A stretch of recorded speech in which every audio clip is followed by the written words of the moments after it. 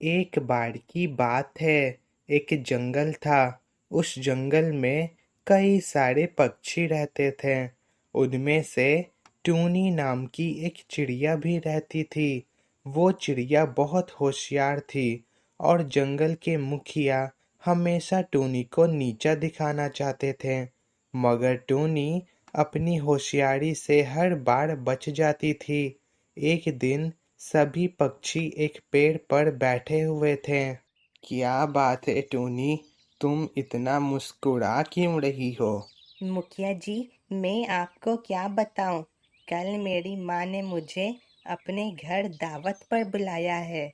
इसलिए मैं बहुत खुश हूँ कि मुझे इतने दिन बाद अपनी माँ के हाथों का खाना मिलेगा। माँ के हाथ का खाना तो बहुत ही स्वादिष्ट होता है। अच्छा मुखिया जी, मुझे आज्ञा दीजिए। ठीक है, जाओ तुम। अब टूनी वहां से अपनी माँ के घर दावत पे चली जाती है। वाह माँ, आपके हाथों का खाना तो बहुत ही अच्छा है। तो टोनी, कुछ दिन और यहाँ रुक जाती। नहीं माँ, ऐसा नहीं हो सकता है। मुझे मुखिया जी का काम भी करना होता है। मैंने सिर्फ एक दिन की ही छुट्टी ली है। अब अगले दिन टूनी मुखिया जी के पास आती है।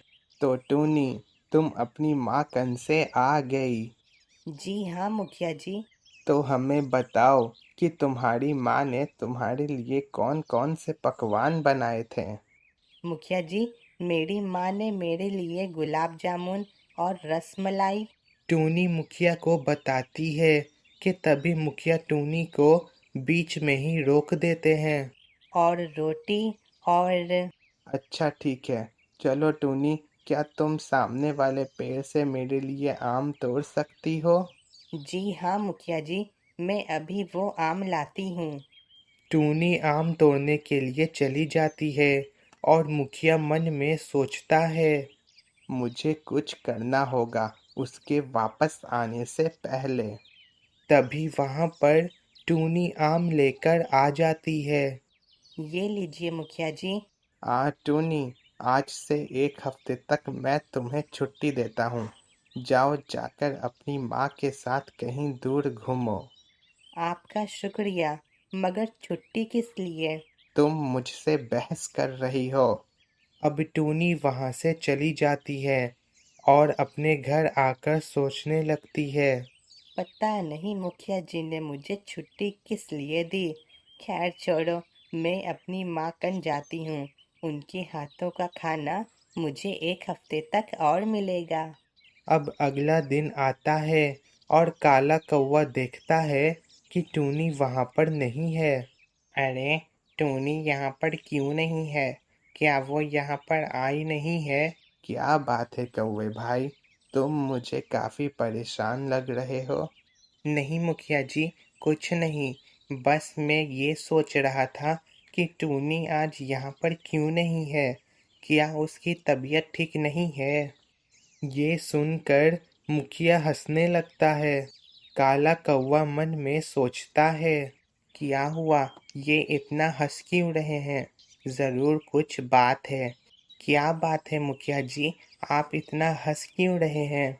मुखिया काले कौवे को कुछ नहीं बताता है और काला कौवा घर आकर यही सोचता है, पता नहीं ये मुखिया क्यों हंस रहा था। जरूर उसके दिमाग में कोई खिचड़ी पक रही है। अब देखते ही देखते एक हफ्ते बीत जाते हैं और टूनी मुखिया के पास आती है। आओ आओ टूनी, मुझे कब से तुम्हारा ही इंतजार था। मुखिया जी, ये लीजिए।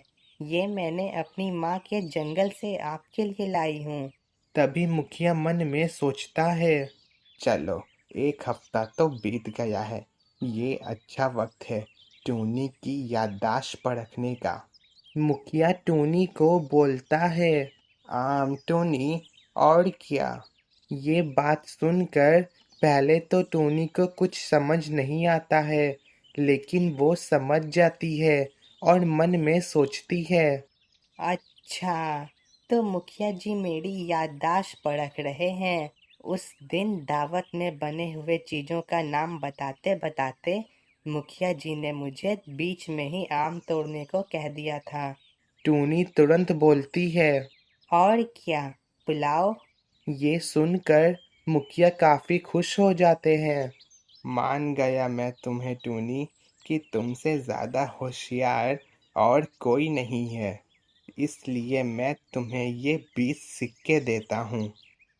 आपका शुक्रिया मुखिया जी। काला कौवा वहीं बगल में खड़ा हुआ था और उसे कुछ समझ में नहीं आता है कि मुखिया ने टूनी को 20 सिक्के क्यों दिए। अरे, मुखिया ने तो टूनी को 20 सिक्के क्यों दिए? लगता है कि मुखिया को पुलाव बहुत पसंद है, इसलिए पुलाव सुनकर मुखिया ने खुश होकर टूनी को 20 सिक्के दे दिए। काला कौवा मुखिया को बोलता है, मुखिया जी, क्या आज मैं जल्दी घर जा सकता हूँ? क्यों कौवे भाई, आज कुछ काम है क्या तुम्हें? जी हाँ मुखिया जी, मेरे घर पर मेरी छोटी बहन टन्नो आई हुई है, इसलिए। अच्छा ठीक है, तुम जा सकते हो। काला कौवा घर आते के साथ ही वो पुलाव बनाना शुरू कर देता है। मुझे पुलाव बनाने के लिए सभी सामान की ज़रूरत है, मगर मुझे पुलाव बनाना तो आता ही नहीं है। काला कौवा जंगल के सबसे अच्छे बावर्ची के पास जाता है और उसे पुलाव बनाने को कहता है। देखो, मैं पुलाव बना दूंगा, मगर उसके लिए मैं 10 सिक्के लूंगा। काला कौवा मन में सोचता है, 10 सिक्के? चलो कोई बात नहीं, क्या पता कि वो पुलाव खाकर मुखिया बहुत खुश हो जाए और मुझे 50 सिक्के दे दे। ठीक है, मुझे कल सुबह पुलाव तैयार चाहिए। जी ठीक है, मैं कल सुबह होने से पहले पुलाव बनाकर तैयार रखूंगा, आप फिक्र मत करो। काला कौवा घर आकर सोचता है, क्या पता कि वो पुलाव मुखिया को बहुत ज़्यादा पसंद आए और बदले में वो मुझे 100 सिक्के दे दे, तब तो टूनी का चेहरा देखने लायक होगा। अब सुबह हो जाता है और काला कौवा पुलाव लेकर मुखिया के पास आता है। क्या बात है कौवे भाई, तुम इसमें क्या चिल्लाए हो? मुखिया जी, इसमें पुलाव है। ये पुलाव जंगल के सबसे अच्छे बावर्ची ने बनाया है। मुखिया को कुछ समझ में नहीं आता है। कौवे, आज क्या कुछ खास दिन है? क्या आज तुम्हारा जन्मदिन है?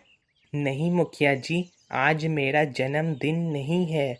आपने कल पुलाव कहने पर खुश होकर टूनी को 20 सिक्के दे दिए थे, तो मुझे लगा कि आपको पुलाव बहुत पसंद होगा, इसलिए मैंने जंगल के सबसे अच्छे बावर्ची से कहकर आपके लिए पुलाव बनाए हैं। ये सुनकर मुखिया काफ़ी ज़्यादा गुस्सा हो जाते हैं और चिल्ला कर कहते हैं, तुम सिर्फ दूसरों की नकल करना जानते हो, दूसरों को फलता फूलता नहीं देख सकते हो क्या तुम?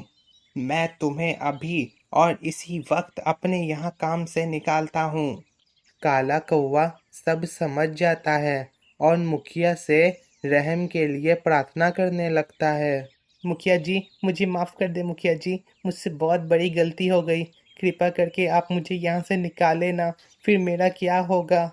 मैं तुम्हें माफ़ कर दूंगा, मगर तुम्हें मुझे वचन देना होगा कि तुम फिर कभी भी बिना समझे बूझे कभी किसी की नकल नहीं करोगे। काला कौवा ऐसे ही करता है, तब जाकर मुखिया उसे वहाँ से नहीं निकालते हैं और काला कौवा बच जाता है। और यहाँ पर हमारी ये कहानी ख़त्म होती है।